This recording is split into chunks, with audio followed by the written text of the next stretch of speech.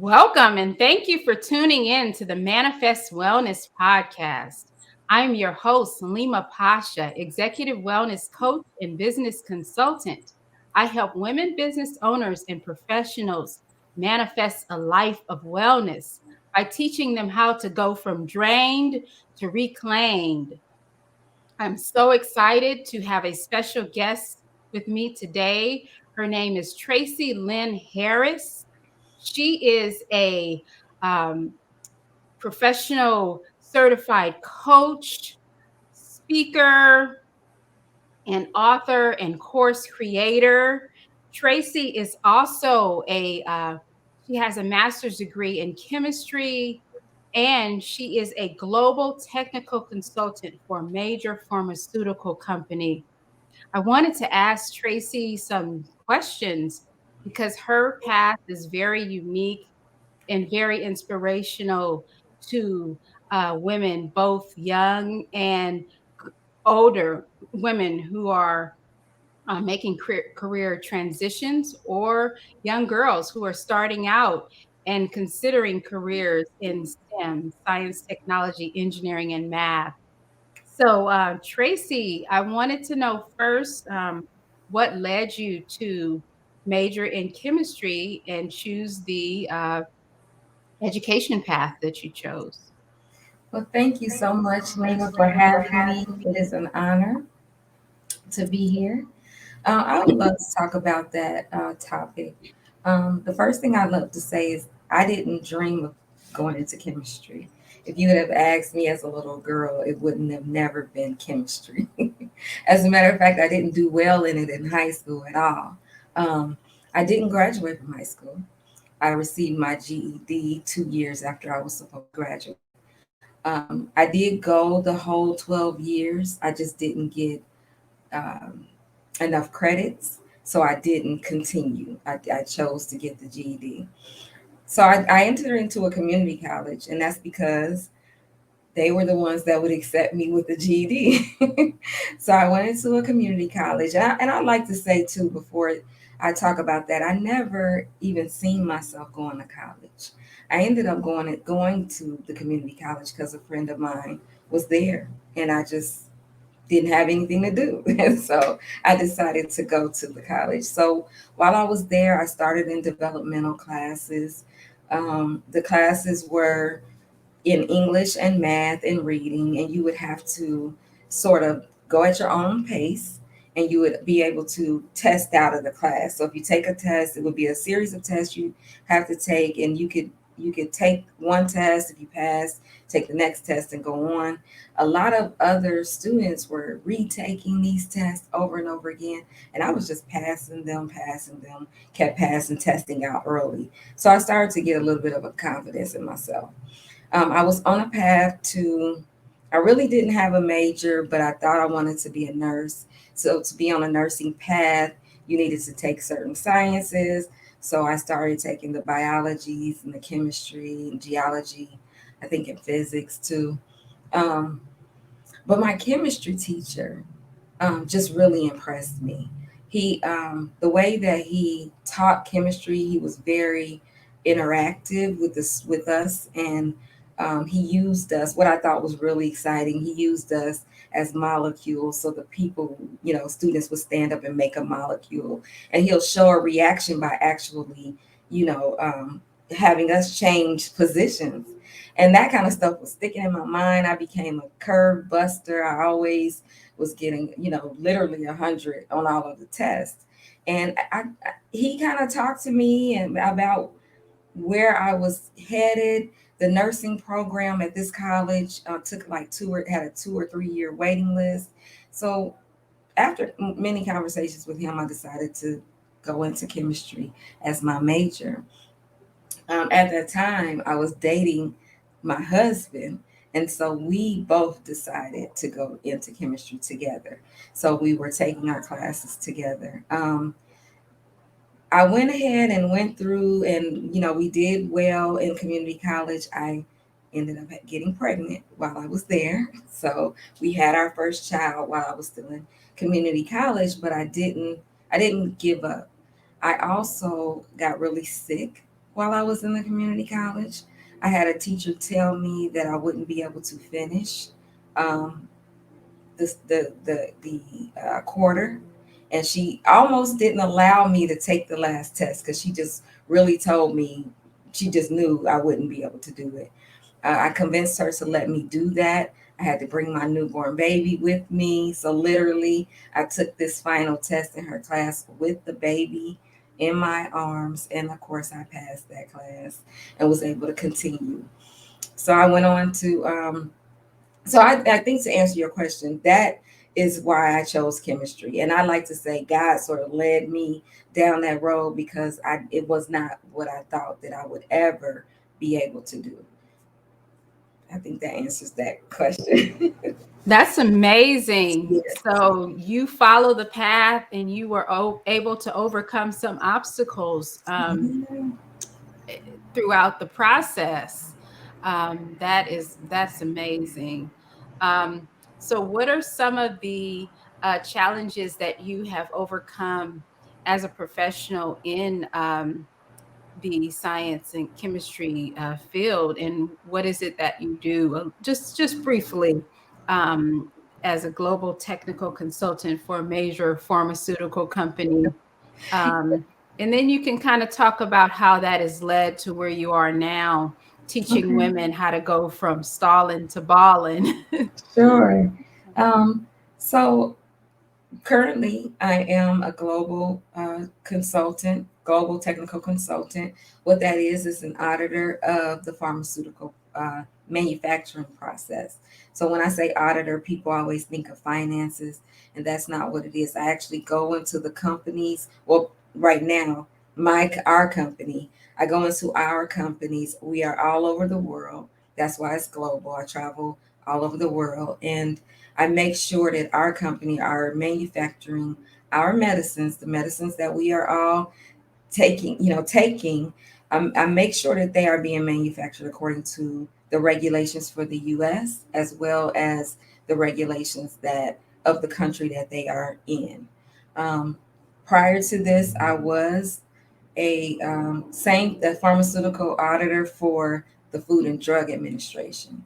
So at that time, I did the same thing. It was all over the world, but it was for a bunch of different companies. It wasn't specific to one company like I am now. The challenges that I've had in many of the positions that I've been in, I was the only Black woman, sometimes the youngest person.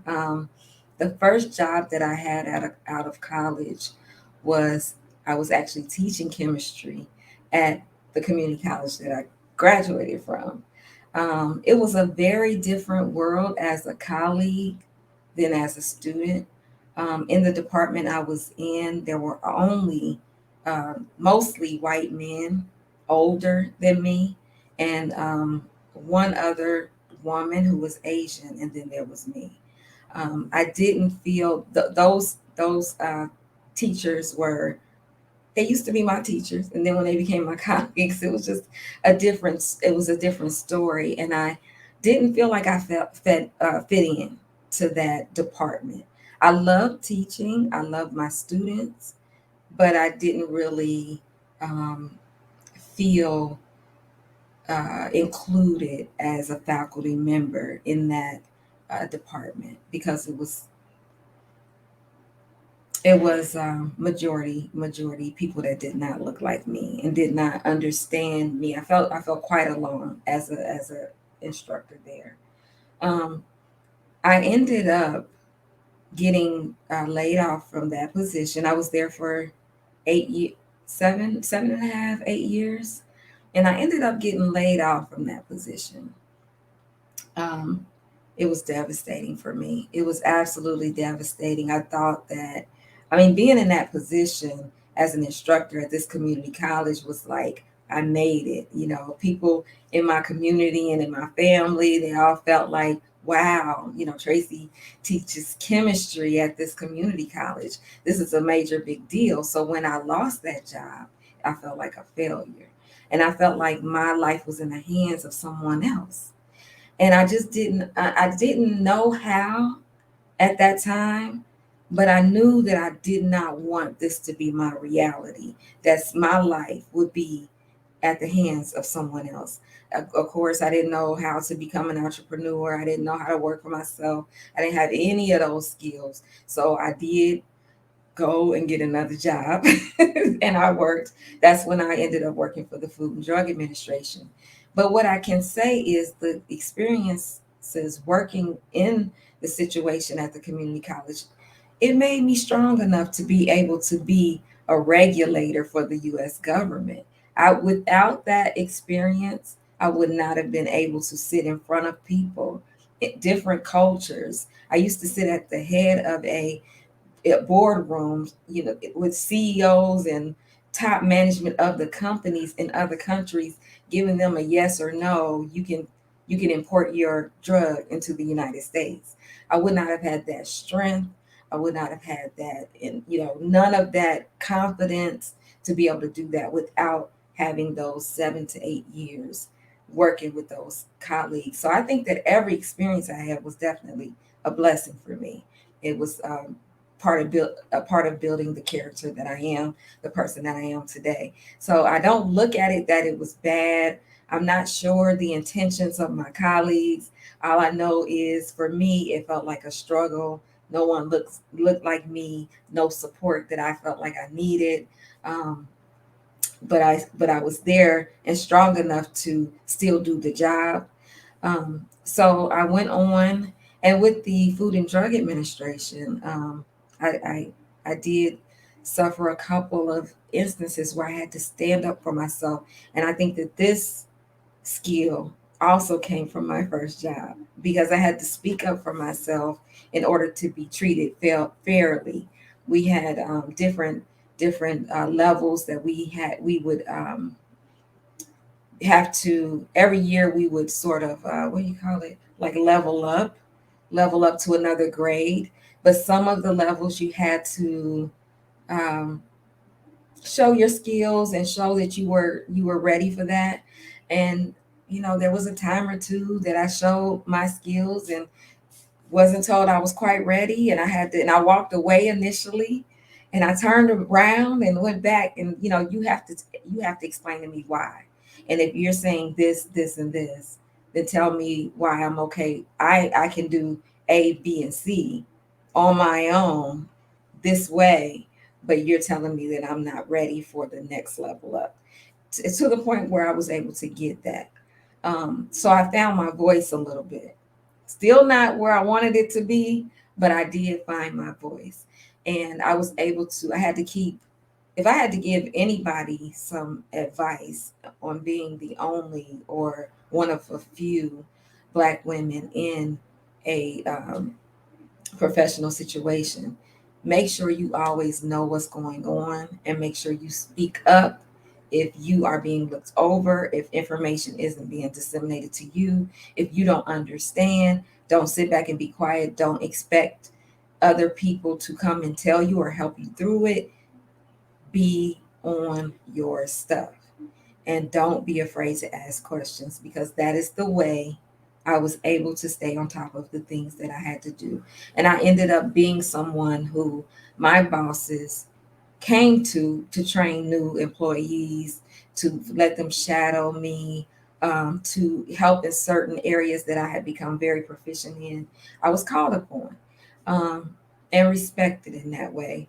But it wouldn't have happened if I would have depended on them to get me there. I had to do it myself. I had to work hard, suck it up, go ask questions, and demand an answer, demand understanding. You know, I never was aggressive. Right. So as a Black woman, they always want you. They always want to call us a name if we're aggressive. So I wasn't aggressive. Everything I did was out of love, and I tried to pose it like curiosity, but I didn't go in with a demanding spirit, but I did go in with a firm one. And that would be my advice. Hope I'm answering all That's your questions. beautiful. Yes, you answered it really well. I could see how you had to develop a sense of resiliency and also strong communication skills. And that sounds like a demonstration of feminine leadership that you used when you were in those settings. So you did learn a lot and level up so that you um, are in a position to coach other women through the Mhm. processes that they're experiencing. I wanted to ask you a little bit about some health challenges that you may have overcome in Mhm. life. And I see it as an opportunity to inspire hope in others and just give us room to grow as a community. So, Mhm. if you wouldn't mind sharing some health challenges and obstacles that you have overcome and how that has kind of made you even more determined to succeed. Mhm. Yes, I was diagnosed when I was a young child, I think around 12, with lupus. I actually truly believe I had it a lot longer. For years prior. My mom was always taking me to the hospital and they would tell her all kinds of things, run tests and say I'm allergic to the sun or I'm allergic to this or I'm having this. And then finally it came that they gave me a lupus diagnosis. So I think that I probably was born with it or something or had it really early. Um, I suffered with lupus very, it was very bad. It would break out my skin really badly, inside of my mouth, on the bottom of my hands would be severely just blotches, red blotches, and on my feet. Very painful, and every joint in my body would hurt. I had inflammation. It was similar to arthritis. It was as if I was a young kid, young adult, having arthritis in every joint, even these joints. Like it hurt to eat. It was miserable. But one of the things that I never did was own it, even as a young kid, because I think it came with me thinking I'm too young to have arthritis. So I don't want people to feel sorry for me. So I never told a whole lot of people what I had and wanted a lot of sympathy. I was the type of person that was just basically like, oh, I'm okay. I can do this. I can do it. And they say, well, I thought you were sick. I thought you had this disease. And I say, that's what they say I had. I used to say that at a very young age. I didn't know at that time that I was speaking life over myself, but that's what I was doing.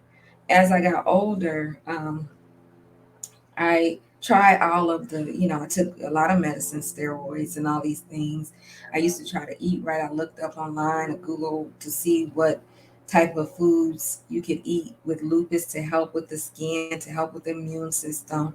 For those of you that don't really know what lupus is, it's an autoimmune disease, and it's where your own white blood cells see your healthy cells as the enemy, basically, and attack those. So it starts to attack itself, and it shows up as a fever, inflammation, um, breakouts on your skin, these blotches I was explaining.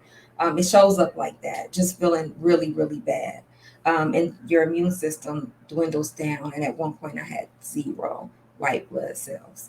I was in the hospital, and they told my husband that I was going to die because I had no white blood cells at all. My body had attacked them all. Um, Even though all of that was happening to me, I still never had the woe is me mindset. When I was in the hospital the last time, my neighbor who let me back up a little bit. My pastor came and he prayed over me. He prayed over me. He told me I was healed and all these things. So when I went home, I still was very sick. I don't know if you can see this little thing in my nose here. It's like a hole in my nose. People usually ask me, did I have my nose pierced right there? No. But there it was a blotch, one of those blotches that I talk about. And they took a biopsy of it when they took the biopsy of it, they didn't sew it back correctly. And so it left a hole instead of closing up. So I came home with this hole in my nose, and my face was very, broken out. And my neighbor came over and she told me to speak life over myself. So this is the first time that I really heard somebody tell me to speak life. Now she was talking in terms of, definitely in terms of scripture. She gave me a list of scripture to repeat. She told me to stand in the mirror and say it to myself over and over and over again. It's just like scripture is like affirmations.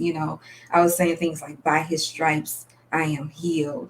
By your faith you are healed. Like those kind of scriptures she gave me all the healing scriptures. And I told her, I'm like, but everything hurts and my face looks like this. And she was like, if the devil can cause you to have doubt, as soon as you feel that doubt and you believe that doubt, he wins. So it doesn't matter how you feel, the pain and how your face looks, it's just the devil trying to make you believe that that prayer that was prayed over you isn't going to work. But God's promises are real, but it has to be by your faith. So repeat these. So I was obedient. I did that. I didn't feel it. I was in the mirror and I was saying my scriptures and I'm looking at myself and I'm feeling a way, but I'm continuing to do it until I became convicted. And I went from being like, by his stripes, I am healed in the mirror to, by his stripes, I am healed. The devil is a lie. God's promise. I really started being like dramatic. And I started to see myself improve. I'll tell you a little bit. When I was get ready to have a flare up, so I'd be regular like this, and then there would be a blotch would come on my hand or on my face. It would just be one, and that was usually a sign that I was getting ready to go into a flare up. When I seen that, I would be like, oh, I'm in the mirror. Oh my God! I go tell my husband, look, he knew the routine. As I met my husband when I was 20, so he's went through all of this with me. Um, he knew the routine, so we both would be like, "Oh my God, you're getting ready to get sick. I don't know, what's going to happen." We didn't know if it was going to be a flare up for a week or for months because it could vary. Um, After this process, after I've gone to the hospital, she told me to speak these words over myself. That current flare up, it went away. I got better. I was in school still, so I'm going to school every day. I'm feeling good, and I wake up one morning and I go in the bathroom and I see a spot on my face. And at this point, I said, "The devil is a lie." I took some makeup. I put it because it's red. Even though I'm dark, it would be red. You could tell it was red. So I took some makeup. I said, "The devil is a lie," and I put it on that mark. And I went to school. I didn't tell my husband. I didn't say, "Well, it's me." I said, "By his stripes I am healed," and I repeated however many I could remember at that moment. And about a week later, I realized it went away. Because I literally went to school, forgot about it, didn't even think about it anymore. And it went away. And I never had a flare up, and I have not had a flare up since then. That was about, I was about mm, 32. Yeah, I went to school for a long time, y'all. I went to school for a very long time. But I was about 32 or 33. And I'm 50 now. And I have not had a flare up since then. A couple of years, I went for a couple of years, and my doctors agreed with me that they could wean me off the medicine. I was telling them I didn't need it anymore because I was healed, and they finally let me do that. So I haven't taken medicine since I was about 36 or 37 for this. And this, I had to take medicine every day or I would get a flare up if I missed one day. I have not taken medicine since I was about 37. And then 2 years ago, I got got blood work done, and it was the first time that they said they see no signs of lupus. So over the years, when I would get blood work, they still would say, you got this, you got that, and I said, I hear what you said, but I am healed. I am healed. And I finally got the report that I'm healed. And I think it was my mindset. I tell that story like that because I met so many people with lupus. I used to go to a lupus foundation meeting every week, and everybody, it's a nasty disease, but everybody really just gave into it. I remember telling my husband, I can't keep going to these meetings because it's messing with my spirit. I'm leaving sad because I'm looking at all these people that's hurt and like feeling really bad, and I'm thinking that's making me scared. Am I gonna be like this? Is this gonna be? So I said I can't do that. I need to protect my spirit. And I just continue to believe the promises of God. The doctors told me there's no cure. However, they just told me 2 years ago that I have no signs of something that almost killed me. So I believe my mind, what I did that was the greatest, even though at the time I didn't know about affirmations, mindset, any of that stuff. Looking back, that is exactly what I did. I believed the promises of God. I trusted that wholeheartedly. I stood on it. I was obedient in speaking the word and speaking life over myself. And I did not give in or own that disease in my body. And that's what I would love to get across to other people. You do not have to accept it. Everything can be healed if your mindset is right. This is why we see people get diagnosed with stage 4 cancer and they survive versus somebody get diagnosed with stage 4 cancer and they don't survive. It is your mindset. And in the midst of the pain, as hard as it is, you have to you have to believe. You have to believe. And you have to speak it. We have the power. We have the power. God has given it to us, and we have to use that. That is my message about healing, and I believe it. I believe it. That's that's a powerful, powerful story. Wow, that's a powerful story. Yes, thank you. Um, yeah, it shows tremendous resilience, and I love how you talked about the affirmations, speaking life over yourself.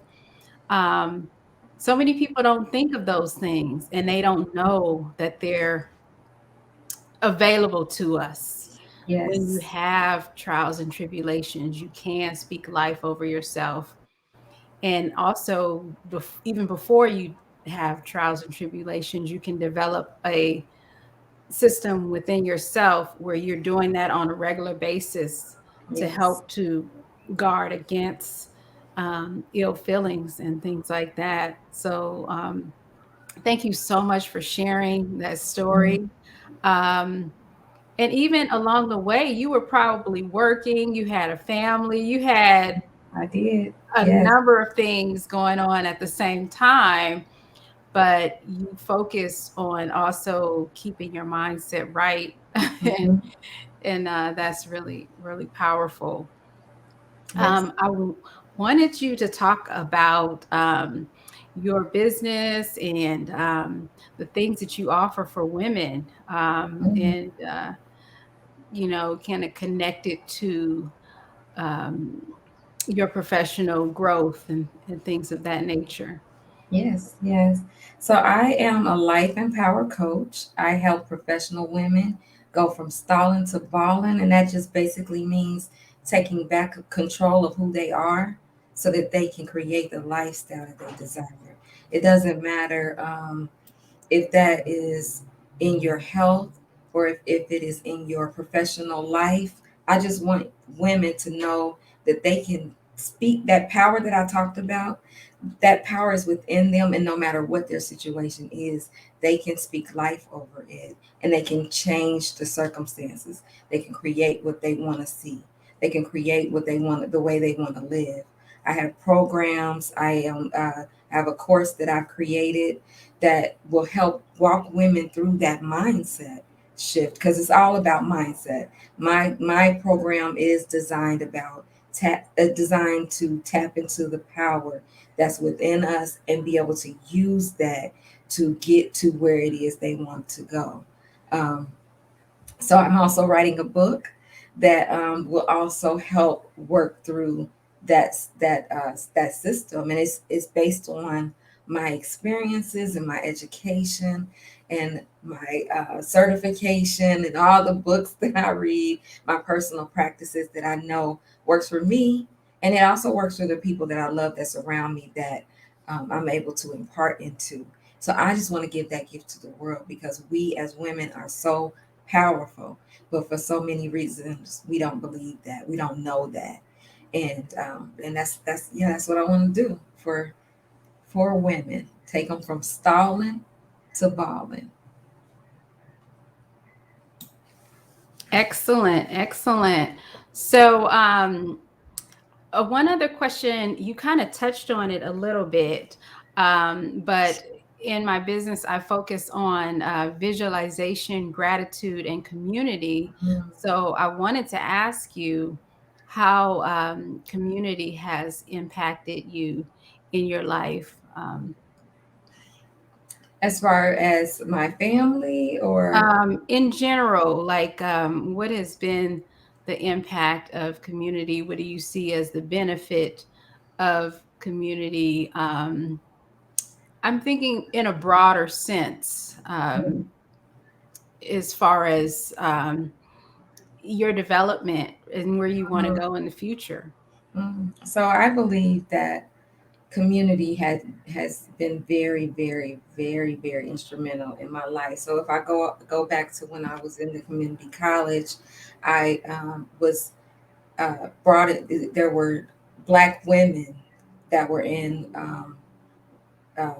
administration in the college that took me under their wing to make sure that I did some things. So I have a tremendous fear of speaking in public, but I had who is now my godmother, but at the time she was, coming into my life, and she pushed me to speak at the graduation at the community college. I was scared to death. I mean, I was like shaking in my boots, but it's because that she had me do that that I was able to secure that position of teaching there.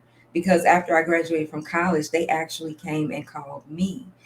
At the time when I spoke at the graduation, because of my godmother, she had me run for student council at the college, and I was the I won and was the president at the time that I graduated. So it was the first student to ever speak at the commencement. It was little black Tracy, and I was the president of student council. So that made me memorable, and they called and asked me would I come back and teach at the school, at the college. And I know it had to be because of her, and it wasn't just her. I've kept the relationship with her. She's now my godmom, but there were other women there that guided me in all these different ways, taught me, and because of that nurturing that they gave me, I was able to watch how a professional black woman is supposed to act, because I love my mother dearly. She passed away years ago, but she wasn't a professional black woman. She had many issues, and we grew up very poor on the system. So I didn't get to see that. As a matter of fact, I didn't get to see that in my family at all. So in this school, the black women that came out for me and showed me what it was like, it gave me something to aspire to. I looked at them and I'm like, that's what I want to do when I grow up. And not only do I want to do that, but I want to help people the way they're helping me. And so I've always had some, other than my own daughter, I've always had some other young lady under my wing trying to teach and show and help on how to do the things that I did. I want the young girls to know that you can do it. I didn't have a high school diploma. I came from very low income. I was sick. I had a baby young, but I'm still here right now. And people would now, I had a teacher back when I was in high school tell me that I was not going to be anything. Teachers shouldn't do that. if you're a teacher watching, don't do that to students because you never know what their potential is. But I had a teacher tell me that I wasn't going to be anything. Nobody could ever foresee what I am today. And I want the young girls who grew up like me to know they can do it too. They can do it too. And yes, you can go into science. And yes, you can do science well, even if you didn't do it good in high school, because I failed chemistry in high school. I got an F, and I ended up being a teacher, teaching chemistry. You never know. Believe in yourself, and I think that that's what those women did for me was help me to believe in myself. So I think that answers that question. Hopefully. Yes, that answers it beautifully. Can you tell us how people can reach you? You can reach me by going to my website www.traceylharris.com, or you can reach me on Facebook, Tracey Harris, Instagram, Tracey Lynn Harris, and on LinkedIn as Tracey Harris. That's wonderful. Thank you so much for sharing again, Tracy. Thank You you. brought back some good memories because I too have had Black women who have just kind of mentored me and been supportive.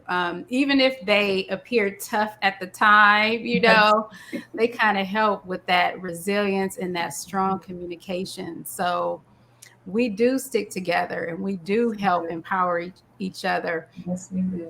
And I think you and I are similar in the point that we are ready to go on and help other young girls and also women who need inspiration, knowledge, information. Yes. So that's what kind of drives us, and that purpose really inspires me to go Absolutely. on Hmm. with coaching. So I wanted to end the podcast by saying, thanking everyone for tuning in today and saying manifest wellness with gratitude, visualization, and community. If you are interested in scheduling a strategy session with me related to your wellness or your business, I can be reached at Facebook, Lima Pasha MBA. And you can also continue to tune in and subscribe here to the Manifest Wellness podcast. We have new episodes every week related to manifesting wellness. Yes. Um, See you next time.